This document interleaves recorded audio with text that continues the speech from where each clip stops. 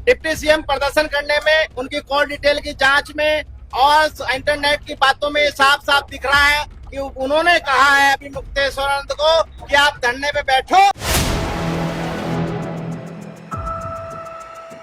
शंकराचार्य मामले में आशुतोष महाराज का बड़ा दावा, बोले डिप्टी सीएम साजिश में शामिल। इस वीडियो में हम इसी पर करेंगे बात। नमस्कार, 4 PM पर आप सभी का स्वागत है। दोस्तों, बहुत बड़ी खबर जिससे उत्तर प्रदेश की सियासत में हड़कंप मच गया है। शंकराचार्य अवि मुक्तेश्वरानंद विवाद में उत्तर प्रदेश के डिप्टी सीएम की साजिश का बड़ा आरोप लगा है। जी हां, यह आरोप किसी और ने नहीं बल्कि शंकराचार्य पर यौन शोषण का आरोप लगाने वाले आशुतोष महाराज ने लगाया है। जी हां, मीडिया से बात करते हुए आशुतोष महाराज ने यूपी के डिप्टी सीएम पर प्रयागराज माघ मेले में साजिश रचने का बड़ा आरोप लगाया है। उन्होंने कहा कि माघ मेला साजिश में यूपी के डिप्टी सीएम शामिल हैं। डिप्टी सीएम ने कहा था कि अभी धरना दो, जब हम आए तब खत्म करना। जी हां, आशुतोष महाराज का कहना है कि शंकराचार्य से डिप्टी सीएम ने कहा था कि अभी धरना दो, जब हम आए तब खत्म करना।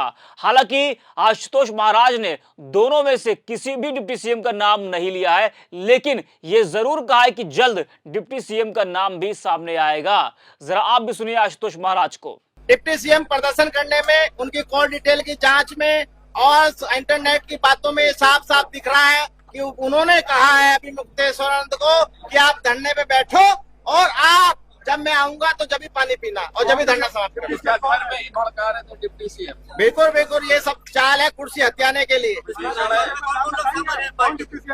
डिप्टी सीएम का नाम जल्दी ओपन होगा। तो सुना आपने, आशुतोष महाराज ने ये कोई छोटा आरोप नहीं लगाया है, बहुत बड़ा आरोप है जिससे बीजेपी के अंदर खलबली मच गई है, क्योंकि सीधे सीधे आरोप डिप्टी सीएम पर लग रहा है।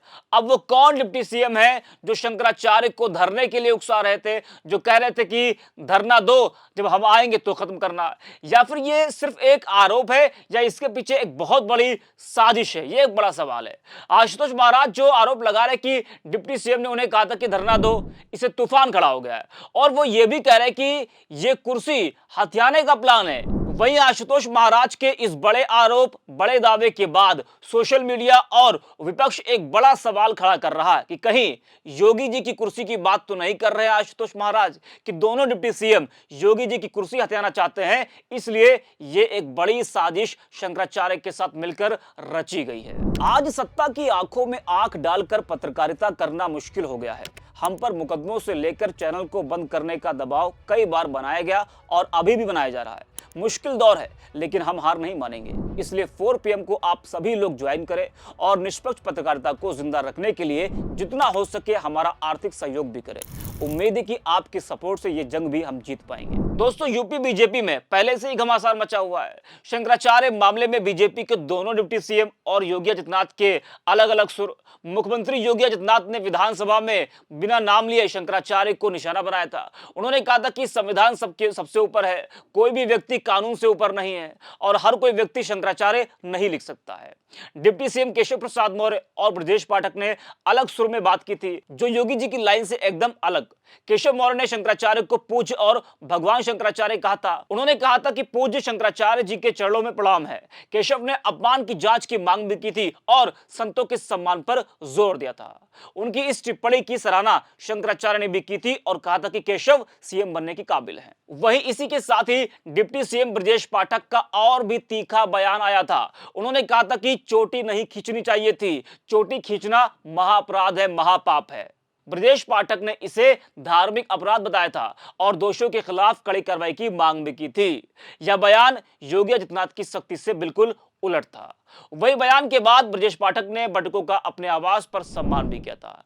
तो अब जिस तरह से दोनों डिप्टी सीएम शंकराचार्य के पक्ष में बोलते दिखे, भले ही खुले तौर पर नहीं लेकिन दबे लफ्जों में वो बता गए कि वो शंकराचार्य के साथ हैं। वही आशुतोष महाराज के बयान ने कहीं ना कहीं बीजेपी की नींद जरूर उड़ा दी है, क्योंकि बीजेपी के अंदर फूट पैदा करने वाला ये बयान दिया गया है, ये बड़ा दावा किया गया है। वहीं शंकराचार्य मामले से जुड़ी एक और बड़ी खबर सामने आई है। शंकराचार्य स्वामी अवि मुक्तेश्वरानंद के खिलाफ यौन उत्पीड़न मामले में बच्चों की मेडिकल रिपोर्ट भी आ गई है। पुलिस सूत्रों का दावा है कि उनके साथ कुकर्म की पुष्टि हुई है।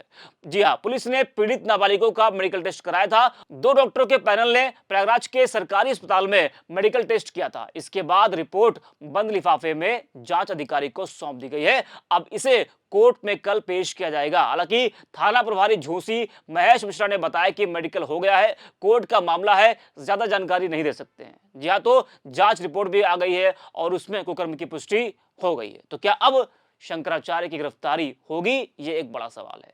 इस वीडियो में इतना। आप देखते रहिए 4 PM।